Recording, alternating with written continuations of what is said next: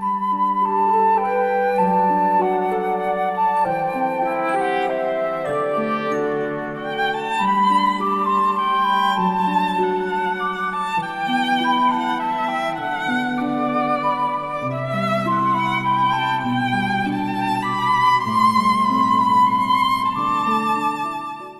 시간 보실 하나님의 말씀은 디모데후서 2장 11절 12절 말씀입니다. 디모데후서 2장 11절 12절 말씀입니다. 우리 다 같이 일어나서 하나님 말씀을 함께 봉독하도록 하겠습니다. 디모데후서 2장 11절과 12절 말씀입니다.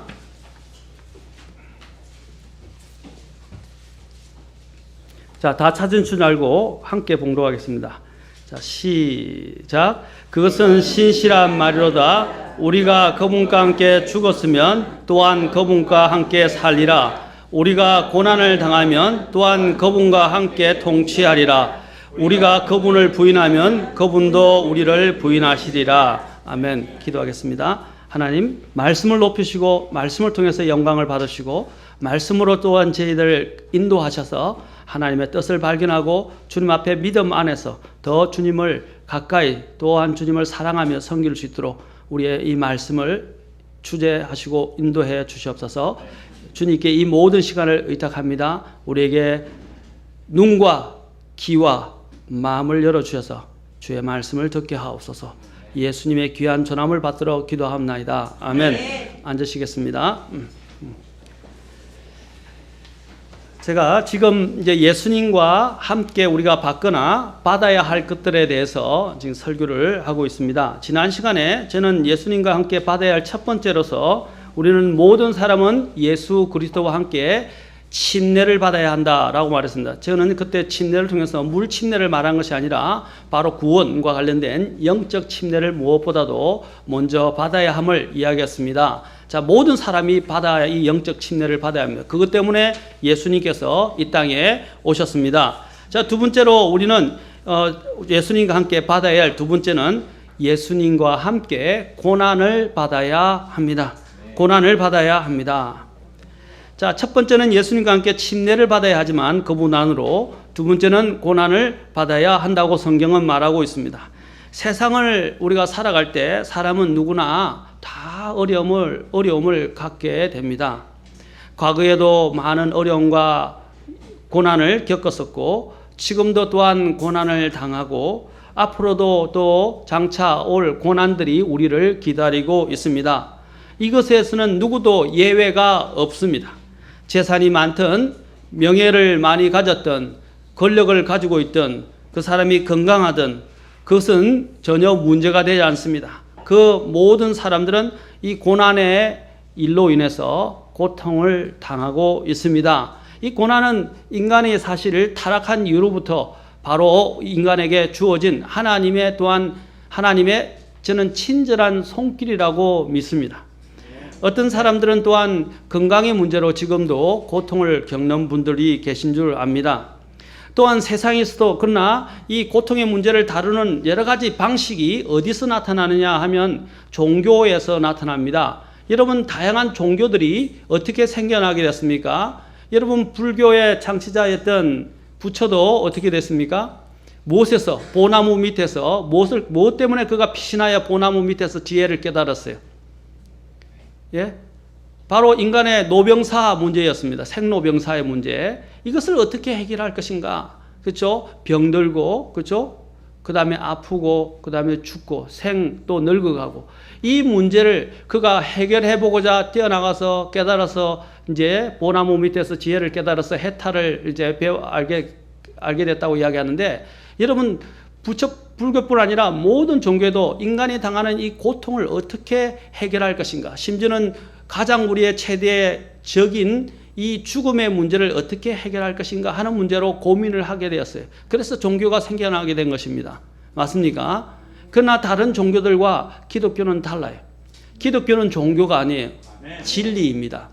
진리입니다. 많은 세상 사람들은 기독교를 종교 중에 한 부류로 생각하지만 기독교는 종교가 아니에요. 진리입니다. 그 진리만이 어떻게 그 사람을 해방시킬 수 있습니다. 여러분 부처가 여러분 죽어서 그가 지혜를 깨달았다고 이야기하지만 그가 부활했다고 이야기하는 게 있습니까? 그는 부활하지 않았어요. 그는 죽었어요. 그는 다시 태어나지 못했습니다. 그러나 성경은 어떻게 사람이 부활하고 다시 태어나서 앞으로 부활을 하게 될 것인가를 그러한 부분들을 증언하고 있고 생생하게 우리에게 그 진리를 가르쳐 주고 있습니다. 자, 그러면 세상의 종교들이 나름대로 또한 이 고난에 대해서 많은 가르침들을 가지고 가르치고 있습니다. 그러나 이러한 많은 다른 특히 이방 종교들은 이 고난을 싸워서 무조건 이겨야 하는, 우리가 극복해야 하는 대상으로 이야기합니다. 그러나 그 고난이라는 것은 무조건 싸워서 극복해야 될 대상이 아닙니다. 세상은 모두 다, 모든 이 세상에 있는 것들은 다 선과 악의 싸움입니다. 그러나 여러분들이 이 세상 사람들이 고난을 이겨낸다고 이야기하지만 그들은 정말로 오게 될 마지막 고난이 무엇입니까? 바로 죽음의 고통이, 지옥에서 당하게 될 영원한 고통이라는 것입니다. 그 지옥은 너무너무 무시한 곳입니다. 그것은 믿음의 눈을 가지고 구원받지 않은 사람들은 그 지옥의 엄청난 고통과 그 지옥에 있게 될 끔찍한 상황들을 이해할 수도 없고 받아들일 수도 없는 것입니다. 그래서 그들이 그것을 모르기 때문에 사실 진리를 거부하는 것이지만 그들이 받게 될 최대 그 지옥으로 인도하는 그 관문이 무엇입니까? 죽음이라는 것입니다. 그러나 여러분들이 죽어 있는 자가 그 죽음에 대하여 힘을 발휘할 수 없습니까? 여러분 구원받지 않은 사람은 그 안에 아무런 능력이 없어요. 죄를 이길 수 있는 능력도 없고요. 심지어는 우리의 최대의 원수인 사망을 이길 수 있는 능력도 없고요. 또 우리를 항상 대적하는 사탄을 이길 수 있는 능력 또한 우리에게는 없어요. 근데 세상 사람들은 자신의 이 우스운 정말 힘도 안 되는 그 힘을 가지고 그것을 이겨보려고 애쓰게 될 때 이길 수 있습니까? 여러분이 스스로 중력을 벗어나려고 하면 중력을 이길 수 있습니까? 없습니까? 아무리 애를 써도 중력을 이길 수 없어요. 그래서 중력을 이길 수 있는 단 한 가지가 발견됐는데 그것이 뭐예요? 우주선이에요.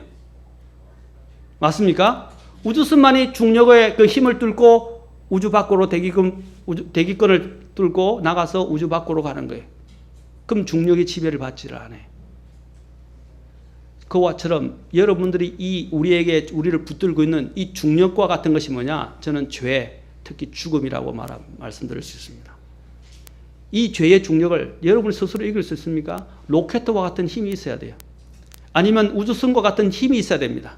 자, 그러면 그 우주선과 같은 힘은 어디서 오느냐? 그것은 이 세상에 없어요.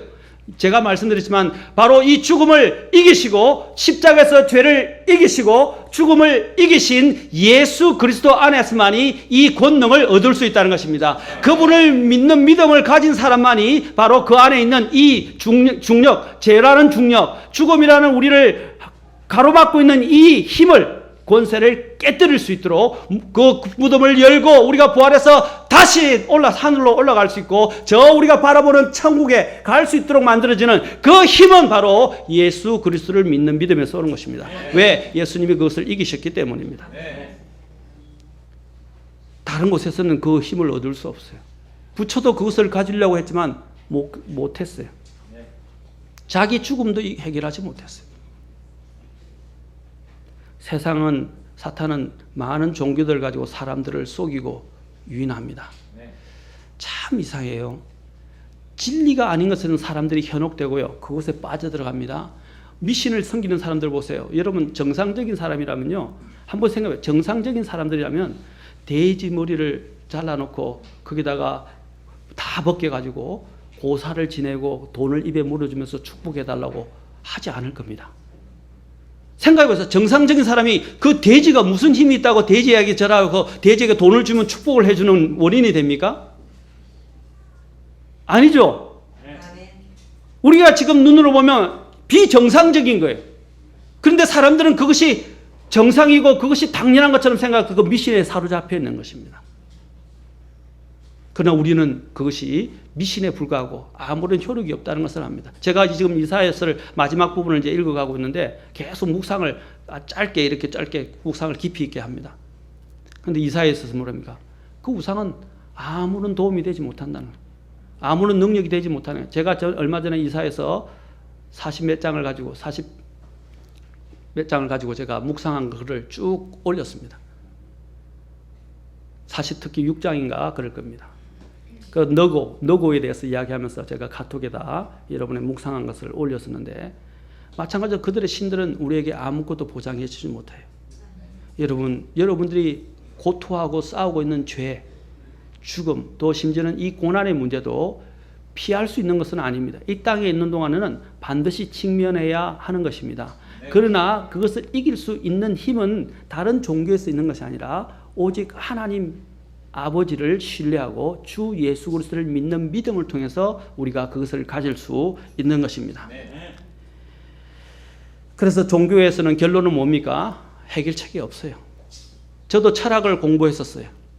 대학교 다닐 때 제 전공이 경영학이었지만 경영학만큼 저도 철학을 많이 택해서 철학을 많이 들었습니다. 무엇을 가르치는가 한번 보고 싶었어요. 그러니까 다 궤변과 변정이었어요. 철학 교수들이 처음에 이야기를 자기도 성경을 읽었다고 이야기하면서 성경을 비난하고 힐난할 때 제 마음속에는 분노가 치밀어 올랐어요. 그들은 궤변으로, 결론은 무엇입니까?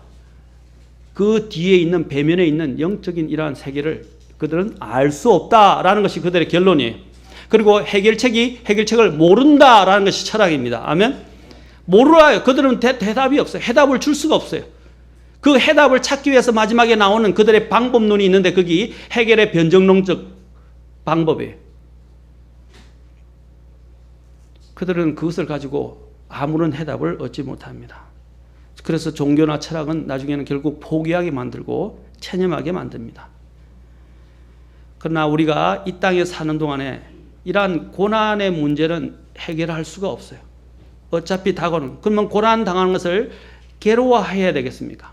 고난 속에서 빠져 있어야 되겠습니까? 우리는 그 고난 속에서 헤매고 괴로워하고 자포자기하면서 살아가면 안 됩니다. 다른 종교에서는 고난이 다른 어떤 부분을 피하기 위해서는 정성을 다해야 되고 더 신을 모셔야 되고 더 정성껏 구해야 된다고 하지만 그것들은 말을 하지 못하고 도움을 주지 못하는 우상에 불과한 것입니다.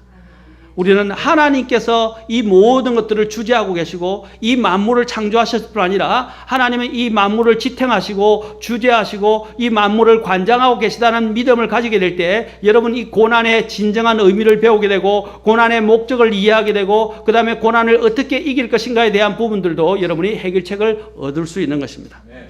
고린도전서 10장 13절에 보면 사람에게 공통적으로 있는 시험 외에는 너희가 어떤 시험도 당하지 아니하였나니 하나님은 신실하사 너희가 감당할 수 있는 것 이상으로 시험 당하는 것을 너희에게 허락하지 아니하시고 또한 그 시험과 함께 피할 길을 내사, 자, 피할 길을 낸다는 것은 도피할 길을 낸다는 말이 아니고요.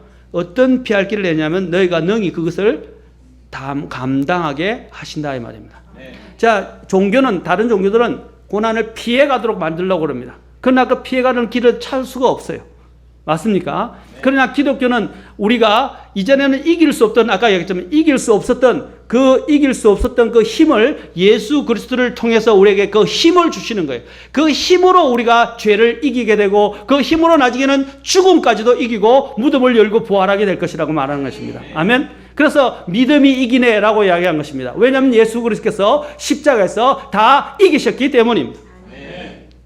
펜실베니아에서 고압 전선이 끊어진 채로 인도 위에 놓여 있었습니다. 그때 엔지니어 한 사람이 그 길을 가고 있었습니다. 이를 본 슐리츠라는 사람이 그러한 위험한 상황을 보고는 위험하다고 소리를 쳤지만 소음 때문에 그 소리가 묻히게 되었고 어쩔 수 없이 그 엔지니어에게 돌을 들어서 돌을 던졌습니다. 나중에 그 던지는 돌 중에서 한 돌에 가슴을 만져서 그 사람은 놀라서 고개를 들었고 전선을 밟기 직전에 그 전선을 보고 피하여 생명을 구하게 되었습니다. 목숨을 건진 그 엔지니어는 슐리츠라는 사람에게 눈물을 흘리면서 고마워했습니다. 바로 여기서 보여주는 이 예화가 우리에게 가르쳐주는 의미가 이것입니다. 바로 우리도 주님께서 어떤 고난을 우리에게 허락하셨을 때 그 고난은 하나님의 친절한 우리의 생명을 위해서 하나님이 베푸신 친절한 돌팔질이다 라고 생각하시면 됩니다. 아멘. 하나님의 친절한 손길의 행위라는 것입니다. 그 아픔이 우리로 하여금 더 큰 잘못되어진 구덩이나 아니면 심지어는 죽음에 있거나 그러한 직면할 수 있는 더 큰 위험 속에서 우리를 건져내게 하는 하나님의 손길입니다. 여러분 고난이 올 때 여러분 고난이 왜 오냐 힘들다 피하고 싶다 해도 피할 수 있는 것은 아니에요. 우리는 모든 사람은 직면해야 합니다. 그러나 그 고난에 대해서 이것이 하나님의 친절한 돌팔매질과 같은 손길이라는 친절의 행위라는 사실을 여러분이 인지하기 시작하면 이 고난에 대해서 감사하게 되고 고난을 대처하고자 하는 힘이 생기게 되고 그 고난을 또한 대처하게 하려고 여러분이 작정을 하고 하나님 앞에 도움을 구할 때 하나님은 그 도움을 대해 주시고 또한 힘을 주셔서 이길 수 있게 해 주신다는 것입니다. 이 고난은 아까도 이야기했지만 모든 사람이 받아야 돼요. 여러분 주님의 이 친절한 고난을 통해서 주시는 손길에 예민하십시오. 민감하시는 사람이 되시길 바랍니다. 민감하면 여러분 모든 것들이 나에게 감사로 다가오게 됩니다. 그 고난이 즐겁게 저는 고난을 이기고 고난을 받을 때 누가 행복해하고 즐거워하겠습니까? 고난은 너무 힘들어요. 너무 고통스럽고 우리를 지치게 합니다. 그러나 여러분이 고난의 의미와 하나님이 고난을 주신 목적을 이 아까 예화처럼 잘 이해하게 될 때 어떻게 됩니까? 그 고난을 달게 받게 되고 감사히 받게 되고 고난 뒤에 있게 될 영광을 바라보게 된다는 사실입니다. 주님은 모든 것을 다 알고 계십니다. 우리의 완전한 길조차도 알고 계십니다. 우리의 시각이 우리의 시력이 온 세상 곳곳에 너무나도 많이 분산되어 있어요. 그럴 때 아까도 이야기했지만 그 사람이 딴 생각을 하면서 고압전선을 보지 못하고 가다가 밟으려 했을 때 그 돌팔매질 그를 정신을 차려가고 그 앞에 있는 위험을 깨닫게 한 것처럼 우리의 눈들이 온 세상의 사방에 깔려 있어요. 너무 분주하고 정신이 없어요. 그때 하나님이 고난을 주시는 것은 하나님이 그 사람을 사랑한다고 그 사람의 목숨을 아끼신다는 것입니다. 그래서 우리의 눈을 하나님께로 다시 정신을 차리게 만드는 거예요. 그것이 바로 고난의 의미라는 것입니다. 많은 사람들이 생각에 잠겨 땅만 보고 가고 있어요. 그래서 저도 땅만 보고 이렇게 특히 요즘 스마트폰이 얼마나 스마트폰 가다가 차가 오는지도 모르고 찾길에서 제일 위험해요. 우리 애들도 그래요. 그리고 또 사람들 오는데 모르는데 가다가 사람들 부딪히죠. 그렇죠? 어떤 사람 가다가 전봇대를 들이받은 사람도 있어요. 시선을 엉뚱한 데 자신의 안전보다 더 중요한 것이 없는데 그 안전을 도모하지 않고 핸드폰에 빠져가지고 길거리 가다가 사고를 당하고 변을 당한다 이 말이에요. 그때 누군가 가서 그 사람을 탁 치면서 차가 딱 오는데 그 사람을 탁 쳤다 했어요. 왜 쳐! 하고 기분 나쁘게 이렇게 하시겠습니까? 나중에 딱 상황을 깨닫고 나면 어떻게 해요? 처음에는 친 것이 아프겠죠. 기분이 막 상하겠죠. 분노가 일어나겠죠. 그러나 그 상황을 보면 자신이 얼마나 위험한 상황에 쳤는데 이 사람이 그래서 나에게 신호를 준 것이나 깨닫게 될 때 어떻게 하시겠어요? 감사하실 것입니다. 그리고 담례를 하거나 사례를 하려고 하십니다. 맞습니까? 하나님의 고난은 이와 같은 것입니다. 그래서 우리는 제가 지금 말씀드린 이 고난에 올 때 고난을 받아들이십시오. 어떤 사람들은 암을 이기는 방법으로 뭐라고 이야기하냐면 암이라 생각하고 암을 밀어내려 하지 말고 그냥 암과 함께 사는 법을 배워라 이렇게 이야기합니다. 그리고 배우고 즐거워하고 마음이 해피하게 되면 어떻게 해요? 저절로 암세포를 죽이는 면역력이 높아진다고 합니다. 어디서 가장 큰 힘이 오느냐면 마음의 힘에서 온다고 이야기를 해요. 맞습니까? 우리는 그리스도를 믿는 힘이 있습니다. 아멘? 그 힘으로 모든 걸 이길 수 있어요. 심지어는 암이 내 육체를 다 점령해서 나를 사망으로 끌어간다 할지라도 우리는 결국 영원히 죽지 않을 것입니다. 아멘? 그냥 잠자는 거예요. 다시 무덤을 열고 일어날 것입니다. 아멘? 그것이 그리스도를 믿는 믿음의 영광인 것입니다. 고난을 받아들이십시오. 나의 일부로 받아들여요. 왜 고난을 자꾸 밀쳐내려고 그래요? 다 밀어내려고 그래요. 그러면 여러분만 고달프는 것입니다. 주님이 사도 바울에게 뭐라 했어요? 가시채를 걷어차는 것이 너에게 고생이다 그랬어요. 여러분 가시채가 아프겠어요? 내가 아프겠어요? 가시채는 무생물이에요. 맞습니까? 가시채를 차면 가시만 나한테 더 많이 박히게 되고 더 고생이에요. 가시채를 걷어차지 말고 뭐라 했어요? 예수 그리스도를 받아들이는 것입니다. 주님이 우리 이 삶 속에서 많은 가시들을 두셨어요. 그것은 우리의 죄 때문에 허락하신 것입니다. 우리의 인간의 타락 때문에 하나님께서 이 세상에 뭘 주셨어요? 가시와 엉겅퀴가 나오게 하셨어요. 아멘? 그 가시채를 여러분 찰라면 여러분은 더 고민하기도 더 통증을 느끼기도 더 힘들어집니다. 유일한 방법은 뭐예요? 그것을 받아들이는 거예요. 그렇죠? 믿음으로 받아들이는 거예요. 고난을 수용하십시오. 고난을 싫다고 해서 발버둥 치지 마십시오. 정글 속에 진흙수렁이 있고 사막에는 모래수렁들이 있어요. 만약에 거기 빠지게 됐을 때, 저도 진흙이 빠진 적이 있어요. 시골에서. 그 바다에 이렇게 뻘밭인데 뻘이 얼어 있어서 제가 뭣도 모르고 이제 얼음 타려고 한번 뛰어들었다가 얼음 조각이 너무 약해서 그 진흙 속에 빠졌는데 제 혼자 못 나왔어요. 근데 다행히 죽을 뻔했는데 제 삼촌이 저를 찾아서 오다가 제가 절규하는 걸 듣고 오셔서 그 뻘에서 저를 건져냈어요. 안 그랬으면 계속 제가 빠져들어갔을 거예요. 그리고 만약 밀물이 들어왔다면 물에 잠겼을 수도 있어요. 하나님이 저를 구원해 주신 거예요.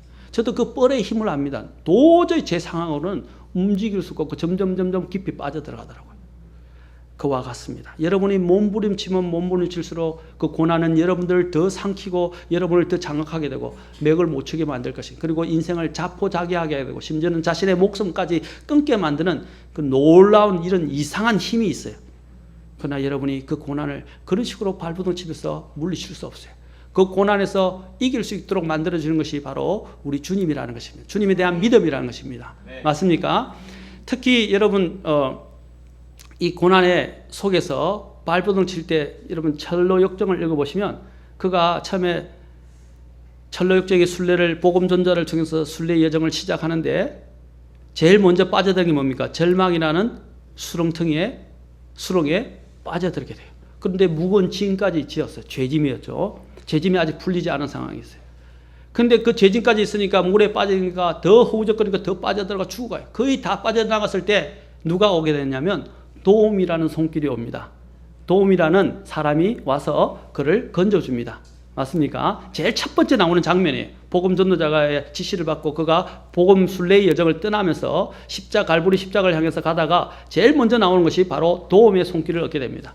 바로 하나님은 우리의 도움이십니다. 아멘. 네. 어떠한 절망 가운데서도 그 주님의 손을 붙들게 될 때, 주님이 보내신 그 도움의 손길을 받게 될 때, 여러분은 그 우리가 해결할 수 없는 그 도움의 문제를 해결할 수 있게 되는 것입니다. 도움을, 여러분 그 고난을 받아들이시고 주님을 의지하시기 바랍니다. 그러면 여러분 죽음의 절망 가운데서도 그것을 이길 수 있을 것입니다. 그러면 우리가 고난이 왜 나에게 찾아왔는가 그 이유를 우리는 발견해야 합니다. 고난은 여러 가지 이유로 우리에게 오기도 합니다. 첫 번째는 죄 때문에 오는 것입니다. 우리가 지은 죄 때문에 하나님이 우리가 자녀가 잘못했을 때 어떻게 하세요, 여러분? 자녀를 징계하지 않습니까? 아니면 또는 훈계합니다. 징계라는 말 속에는 훈계, 경고, 매질 이런 모든 것이 다 포함되어 있어요. 그렇죠? 주님이 징계하시는 거예요. 징계하는 것은 그 자녀를 사랑하시는 거예요. 사랑하기 때문에 그 자녀를 바로잡아주고자 하는 것이 부모의 말입니다. 여러분 나중에 부모가 되어보면 알아요. 부모의 잔소리가 나중에는 행복한 소리로 들립니다. 저도 사실 제가 개인적인 경험을 말씀드릴게요. 저도요. 어떤 사람 밑에서 일을 할 때 참 어떨 때는 까다롭고 힘들 때도 있었어요. 밑에서 일하니까 너무 힘들더라고요. 힘들다고 생각했어요. 그래 그만둘까 직장에 다닐 때도 또 뭐 어떤 일을 도중에 포기할까 하는 생각도 했었어요. 근데 나중에 제가 위에서 모든 것을 주관하고 모든 것을 하는 오너나 아니면 전체를 목회하는 또 목회자가 되고 난 뒤에 보니까 그때가 더 행복했어요. 왜? 시키는 일만 하면 되거든요. 그렇죠? 그러나 책임자가 되니까 어떻게 하냐면 책임이 얼마나 무거운지 어깨가 점점 무거워지는 거예요. 저에 따라서 뭡니까? 식구들이 딸려 있고 사람의 생명이 오가게 되고 그렇죠? 또 나에 딸린 사람들이 너무 많아요. 그래서 나는 좋든 안 좋든 내가 그것의 책임을 다 해야만이 밑에 딸려있는 식구들이 살아갈 수 있어요. 맞습니까? 그 얼마나 어마어마한 무거운 책임입니까? 이전에 제가 있던 제 아는 그 일산에서 목회하는 저희 후임 제가 안수하고 이제 세워서 파송했던 목사 구목사님이 계신데 그 구목사님이 이전에 저에게 부목사로 있었는데 뭐라 그러지 않습니까? 이전에는 청년부를 맡았었어요. 그때 또 교회에 여러 가지 문제 있었는데 저한테 와서 요즘 와서 계속 만나면 이 말씀 하시네요. 어떤 말을 하냐? 목사님 이전에 부목사로 있었을 때는 정말 행복했던 것 같다고. 그때는 책임이 뭔지도 모르고 그냥 맡은 것만 열심히 하고 하라는 대로만 하고 따르고 순종했었는데 이제 담임 목사가 돼서 가니까 목사님의 어깨가 얼마나 무겁고 얼마나 이 많은 막중한 책임을 갖고 있는지, 얼마나 힘든지 이제 깨닫게 됐다고. 이전에 가졌던 그 자신의 그 부담은 아무것도 아니었다고 하면서 제게 와서, 지금도 얼마 전에 한혜신 목사님하고 같이 가서 만났었는데 그날에도 똑같은 그 말을 했어요. 한혜신 목사님 들었어요. 저는 계속 만날 때마다 그 이야기를 듣습니다. 그래서 이전에 목사님과 함께 했던 생활들이 행복했고, 또 지금 목사님과 함께해서 배웠던 그 시간들이 너무 소중하고, 그것이 배웠기 때문에 제가 이것을 이길 수 있는 힘이 많이 생기고 지혜가 생겼습니다. 늘 그렇게 이야기해요. 여러분, 특히 사장이, 여러분이 그냥 부장으로 있을 때하고요, 사장이 될 때는 달라요. 맞습니까? 마찬가지입니다. 여러분, 이러한 부분에 대해서 의미에 대해서 제대로 이해를 하고 배우게 될 때에 이 모든 것들을 이길 수 있습니다. 그런데 이 죄가 우리로 하여금 처음에는 이 고난을 갖게 하는데, 이 죄의 문제를 주님께서 가르쳐 주셔서 알 수 있도록 인도하는 방법으로 하나님이 고난의 채찍을 들어서 사용하신다는 것입니다. 때로는 아무 이유 없이 성경에도 이야기합니다. 애매모호하게, 억울하게, 어떤 때는 고난이 다가올 때도 있어요. 그럴 때는 여러분들이 어떻게 해야 되냐면, 피하려고 하지 마시고 그걸 주님이 주시는 좋은 하나의 메시지라고 생각하십시오. 좋은 약은 뭐라 그랬습니까? 쓰다 그랬어요. 고진감래라고 그랬어요. 그렇죠? 자, 쓴 것이 오고 난다면 단 것이 온다라고 했어요. 마찬가지입니다.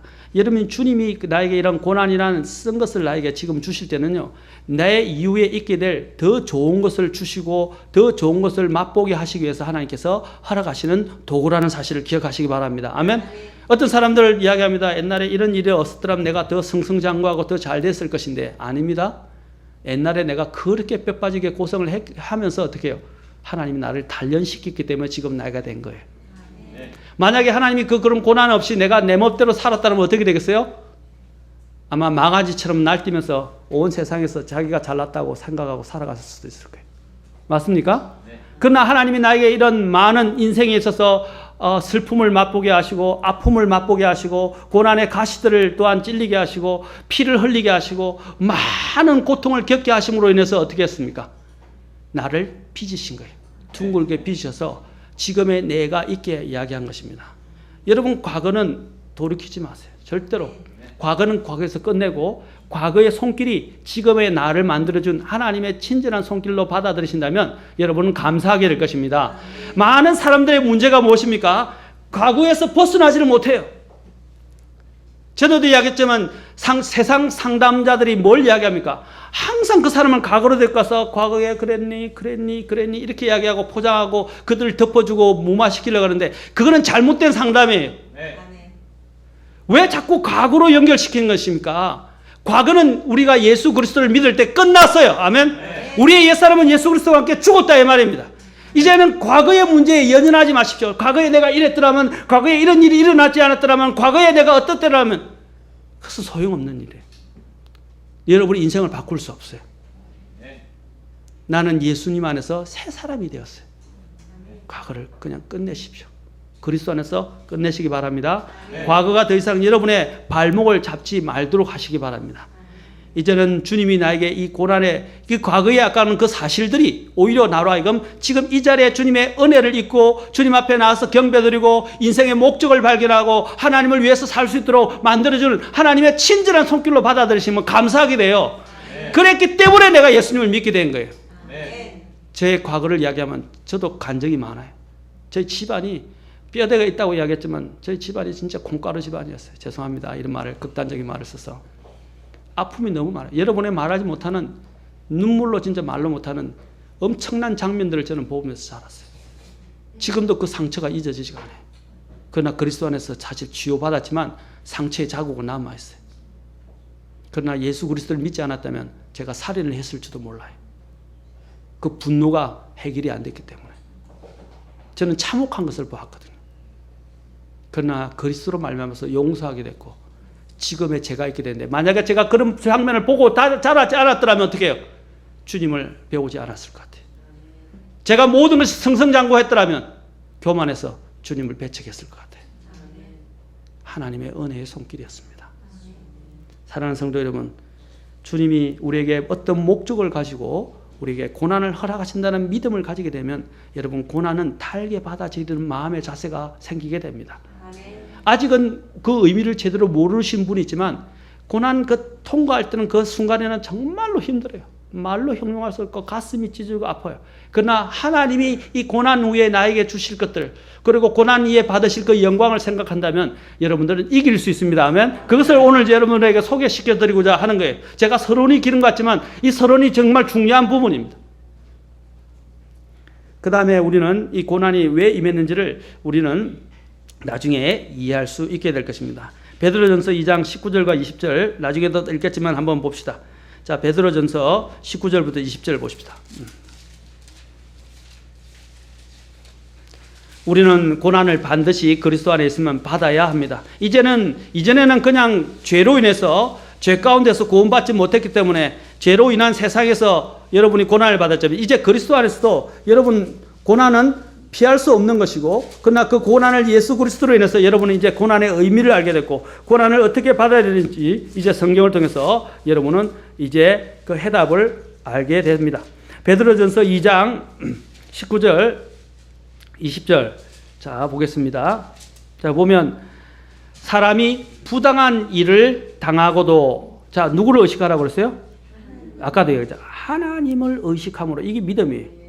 고통을 견디면 이것은 감사할 일이나 너희가 무슨 잘못으로 인하여 매를 맞고 참으면 그것이 무슨 영광이냐.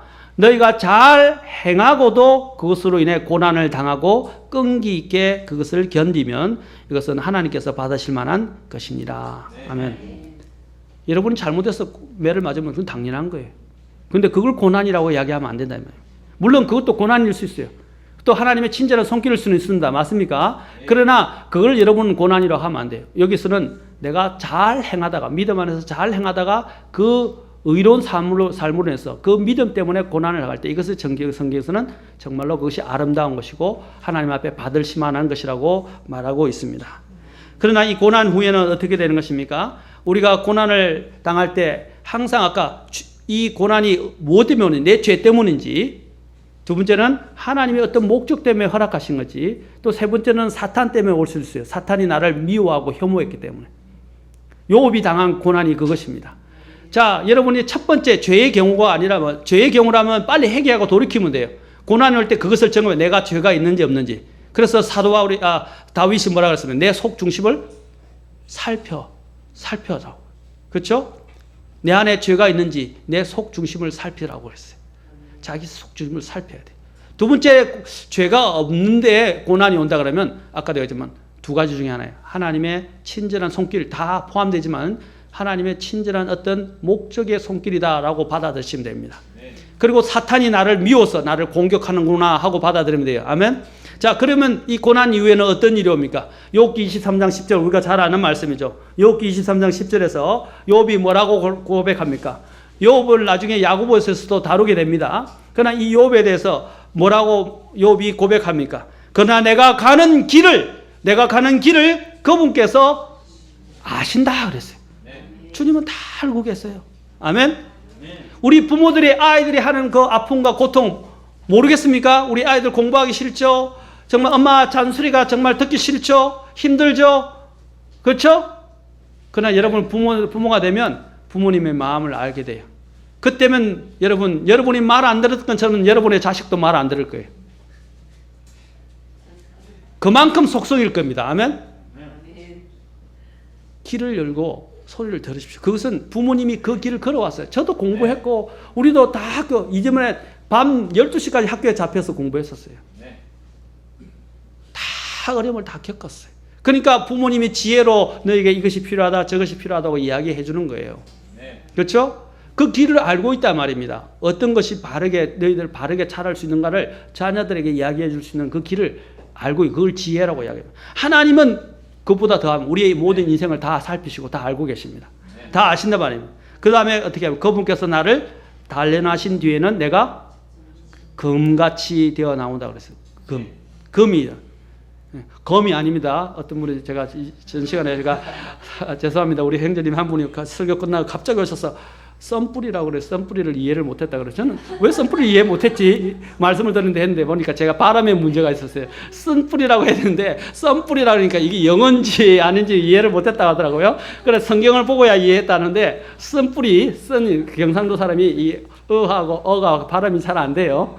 이해하시기 바랍니다. 제가 검이라고 할 뻔했는데 금입니다. 금. 자, 금같이 되어 나오리라. 자, 성도는 고난의 가시에 찔리게 될 때 이런 하나님의 은혜 안으로 더 깊이 들어가게 됩니다. 우리가 이런 주님께서 나를 고난으로 단련하신 뒤에는 어떻게 됩니까? 진짜 금처럼 나옵니다. 저희 아버님이 사업을 한번 했다가 망하셨지만은 사업을 저희 선친께서 하시면서 뭘 했냐면 필름 있죠. 나쁜 폐기된 필름들을 다 모아가지고 그 필름을 녹여서 계속 불순물을 제거하고 이게 요만한 나중에 용광로석에다 불을 태워서 녹이면 그 안에 뭐가 나오냐면요. 은이 나와요. 은. 필름에 은이 성분이 들어있답니다. 그래서 그걸 녹이니까 음이 나와요. 그걸 가지고 이제 은수저들을 만들어서 은을 만들고 은 제품 만들고 은수저를 만들어서 했는데 우리 집에 은수저가 많이 있었어요. 이전에 아버님이. 그러다 사업이 안 돼서 이제 망하셨지만은 그래서 저는 그 과정을 직접 지켜봤어요. 그 용광로에서 불순물이 다 걸러지고 다 뽀글뽀글 타서 다 날아가고 제거돼 가면서 순은이 나오기 시작하더라고요. 얼마나 이쁘게 빚어서 나오는지. 그래서 보면서 이것이 하나님이 고난을 통해서 고난의 용광로를 통해서 우리의 불순물을 제거하시고 우리의 믿음의 잘못된 것을 제거하시면서 하나님 앞에 이렇게 딱 정결한 모습으로 서도록 만드시기 위한 하나님의 솜씨구나 하는 것을 알게 됐어요. 아멘. 하나님은 정말 놀라우신 작품을 만드신 토기장이와 같습니다. 아멘.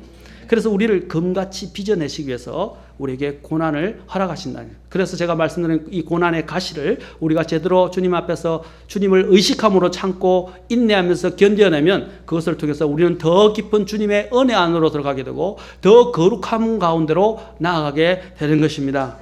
그래서 오늘 아까 얘기했던 베드로전서 2장 18절 베드로서가 그 어떤 서신서들보다도 고난과 영광의 문제를 더 세심하게 다루고 있어요. 여러분이 고난의 의미를 배우려고 그러면요. 다른 책보다도 시편과 베드로서를 읽으세요.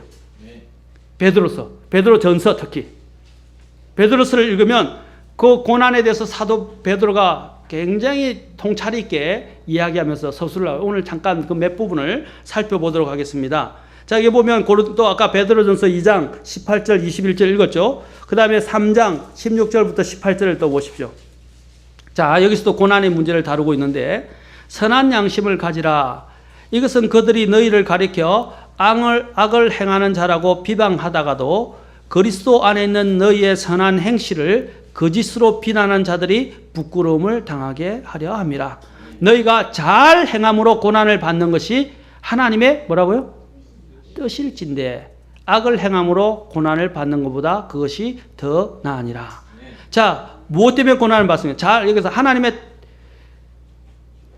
뜻이 무엇입니까? 자, 고난을 받을 때 잘 행한다는 것이 뭐예요? 16절에 보니까 선한 양심을 가지고.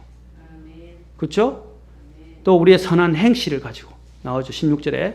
자, 이것으로 인해서 그 사람들이 거짓되이 우리를 비방하거나 악을 행하는 자라고 비난하거나 또 비난할 때 우리가 양심을 가지게 되면 선한 양심을 갖게 되면 부끄러워하지 않게 된다는 것입니다. 만약에 여러분이 양심에 걸리게 되면 어떻게 해요? 부끄러워지게 돼요. 그러나 여러분의 양심에 걸림이 없이 선한 양심으로 인해서 여러분이 고난을 당하게 되면 그것은 뭡니까? 하나님의 뜻 가운데 있고 그것을 통해서 우리가 고난을 견디면 그것이 하나님의 뜻이며 그 뜻 이후에는 뭐가 있다고 말하고 있습니까? 나중에 하나님의 주시는 영광이 우리를 기다리고 있다고 말하고 있습니다. 4장 1, 2절도 봅시다. 4장 1, 2절. 자, 4장 1, 2절에서도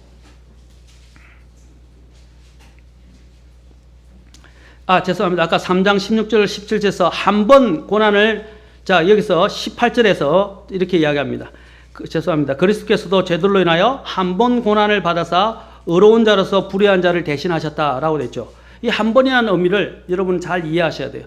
한 번이란 말은 우리와 같은 불의한 자를 대신해서 이 지상에서 성육신하셔서 육체로 고난을 받으신 의로우신 예수 그리스도의 고난의 삶을 다 대변하는 겁니다. 예수님이 단 한 번 고난만 받으셨어요? 아니요.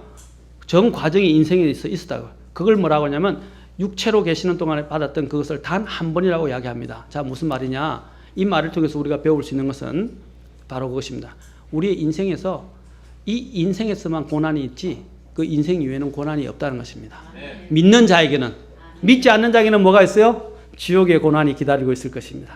그러나 우리 믿는 자에게는 이제는 더 이상 눈물도 고통도 없는, 어둠도 없는, 심지어는 죽음도 없는 곳으로 우리는 올라가게 될 것입니다. 아멘. 고난을 완전히 한 번 고난을 당한 이 지상에서 있는 생명 동안에만 한 번 고난을 당하는 것임을 이야기하고 있습니다. 고난이라는 것은 우리로 하여금 하나님 앞에서 겸손하게 만들어요. 그리고 하나님을 더욱 의지하고 신뢰하게 만들고, 더 나아가서 어떻게 하느냐, 육신의 정욕에 따라 살지 않고 오히려 하나님의 뜻대로 살도록 만드는 하나님의 선한 도구입니다. 자, 그러면 베드로전서 4장 1절 보십시오. 4장 1절과 2절. 자, 봅시다. 같이 읽도록 하겠습니다. 4장 1절과 2절. 자, 시작. 그러므로 그리스도께서 우리를 위해 육체 안에서 고난을 당하셨은즉 그와 같이 너희도 같은 생각으로 무장하라. 육체 안에서 고난을 당한 자는 이미 죄를 거쳤나니 그런즉 그는 육체 안에서 남은 때를 더 이상 사람들의 정욕에 따라 살지 아니하고 오직 하나님의 뜻에 따라 살아야 하리라. 자, 여기서 어떻게 말하고 있습니까? 고난을 당하는 자는 어떻게 한다고요? 죄를 거친다 그래. 거룩에 이르게 돼. 두 번째로 여기서 뭐라고 했습니까? 더 이상 육체의 남은 때를 더 이상 사람들의 정욕에 따라 살지 않고 하나님의 뜻대로 살게 만들도록 하는 하나님의 손길이다 이 말입니다. 아멘. 여러분 고난이 없으면 어떻게 돼요? 그 사람은 사생아예요. 내가 그리스도를 믿고 이야기했는데 뭐 만사 죄를 짓고 살고 있고 방탕한 삶을 살고 있고 하나님 없이 살아가고 있는데도 불구하고 내가 모든 게 만사 형통이다라고 보여지면 어떻게 해요? 그 사람은 사생아예요. 사생아가 뭐예요? 하나님 자녀가 아니라는 것입니다. 그러나 여러분 진정 하나님을 사랑하는 자녀라면 하나님이 이것을 통해서 여러분의 삶에 개입하셔서 더 좋은 곳으로 인도하시는 하나님의 손길입니다. 저는 하나님의 손길이라는 단어를 참 좋아합니다. 보십시오. 이들이 어떤 삶을 삽니까? 2절에 사람들의 정욕이라고 하는데 4장 3절을 보십시오. 어떤 죄들입니까? 우리가 색욕과 정욕과 과음과 환락과 연회와 가정한 우상 숭배 속에서 걸어 이방인들이 하고자 하는 바를 행한 것이 우리의 삶에 언제를 지나간 때로 우리에게 족하다. 색욕, 성과 관련돼 있죠. 정욕, 과음, 술 마시는 것, 환락, 연회, 가정한 우상 숭배. 과거로 충분하다 이 말입니다. 여러분이 만약에 이런 삶을 계속 살고 있는데 고난이 없다. 그냥 만사 형태가 괜찮은 것 같다. 그때는 괜찮죠? 아까 얘기했지만 사생아이고 지옥에서 더 큰 고통을 당할 것입니다. 그러나 여러분이 이 죄 가운데서 벗어나서 주님을 통해서 이 고난을 이겨내고 유혹을 이겨내고 그것으로 인해서 또 고난을 당하게 되면 어떻게 해요? 다음에 베드로전서에서 다루는데 그것은 하나님 앞에 영광스러운 것이고 하나님 앞에 섰을 때 여러분 영광의 그 관을 주님께서 영광의 하나님께서 여러 가지 관을 여러분에게 씌워주시고 보상해 주실 것이라는 것입니다. 우리는 보상을 바라며 살아가는 사람들입니다. 고난이 없다면 인간은 은혜를 망각하게 되고 오늘 우리의 주신 본분들을 망각하기 쉽고 오만방자하고 교만하게 됩니다. 우리가 이 땅에 육체를 입고 사는 한 고난은 우리를 바로잡아주는 하나님의 막대기이고 또 하나님의 뜻을 쫓게 하는 하나님의 사랑의 지시본과 같은 것입니다. 시편 119편 67절과 71절에서 이렇게 말합니다. 자, 시편 119편 67절에서 71절. 고난 당하기 전에는 내가 길을 잃었사오나 이제는 주의 말씀을 지키고 있나이다. 아멘. 주의 말씀을 지키게 됩니다. 자, 하나님의 말씀으로 향하게 합니다. 또 71절 보십시오. 거기 보면 고난 당하는 것이 뭐라고 그랬어요? 내게 유익하다 그랬어요. 시편 기자는 결국에는 이 고난이 내게 유익하다고 그랬어요. 왜? 이로써 내가 주의 법규들을 배우게 되나이다. 하나님의 말씀의 의미를 이제는 이해 못했어요. 아까도 그랬죠. 우리 아이들이 엄마가 돼보기 전에는 엄마가 하는 잔소리가 이해가 안 돼요. 맞습니까? 그래서 대적하고 말 안 듣고 합니다. 그러나 나중에 엄마가 돼봐야 엄마가 얼마나 나를 사랑하신지 내가 말을 안 듣고 이제 나도 잔소리를 할 수밖에 없는 상황이 되면 그때야 엄마가 얼마나 나에게 더 자비롭게 대했는지, 그렇죠? 더 선하게 되시는지, 얼마나 나를 사랑하시는지 그때 깨닫네. 그런데 엄마가 돌아가시면 어떻게 해요? 엄마 생각하면서 눈물을 흘리고, 그렇죠? 엄마만 생각하면 눈물이 나잖아요. 맞습니까? 바로 그와 같은 것입니다. 그때가 되면 깨닫지 마시고 지금 깨달아야 돼요. 그 고난을 받을 때 그것이 유익이 된다 이 말이에요. 유익. 그때 내가 할 때 어머니 말씀을 기억하는 거예요. 그렇죠? 마찬가지로 우리는 고난이 올 때 하나님의 말씀을 기억해야 합니다. 왜냐하면 그 말씀이 우리의 길잡이이기 때문입니다. 베드로는 아까도 얘기했지만 마지막으로 고난만 이야기하지 않고 고난 뒤에 이을 영광에 대해서도, 고난의 목적에 대해서도, 그리고 고난의 그 길이에 대해서도 우리에게 말해줍니다. 5장으로 가봅시다. 베드로전서 5장 10절. 자, 5장 10절 같이 한음속으로 읽도록 하겠습니다. 5장 10절 시작. 그러나 모든 은혜의 하나님 곧 그리스도 예수님을 통해 우리를 부르사 자신의 영원한 영광에 이르게 하신 분께서 너희가 잠시 고난을 받은 뒤에 너희를 완전하게 하시고 굳건하게 하시며 강하게 하시고 정착시키시리니. 아멘. 뭐라 그랬어요? 우리를 영원한 영광에 이르게 하신다고 그랬어요. 그렇죠? 우리의 목적이 이미 영원한 영광에 이르게 하시기 위해서 부르셨어요. 아멘? 그 영광이 예비되어 있다는 거예요. 그런데 아까 여기서 나올 때 잠시라는 단어가 나오죠? 고난은 순간적이라는 것입니다. 아멘? 그러나 그 뒤에 있게 될 그 영광은 말로 형용하고 비교할 수 없어요. 지금 너희가 로마서에서 사도 바울이 너희가 지금 현재 당하는 고난은 뭡니까? 장차 올 영광과 좋게 비교할 수가 없다라고 이야기했어요. 비교가 안 되는 거예요. 전혀.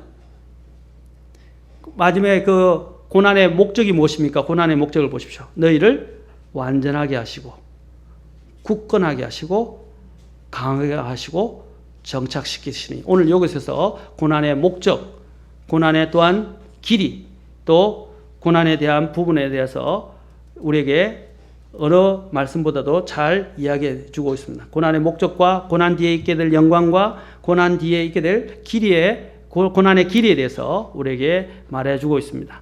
그런 부분이 베드로전서 4장에서도 잠깐 다시 설명하는데, 자 4장 12절부터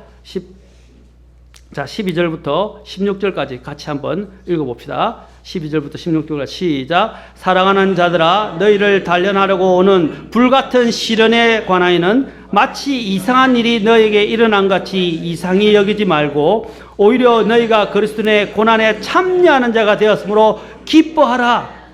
이것은 그분의 영광이 드러날 때에 너희가 넘치는 기쁨으로 또한 즐거워하게 하려 함이니라. 너희가 그리스도의 이름으로 인해 비방을 받으면 행복한 자니라.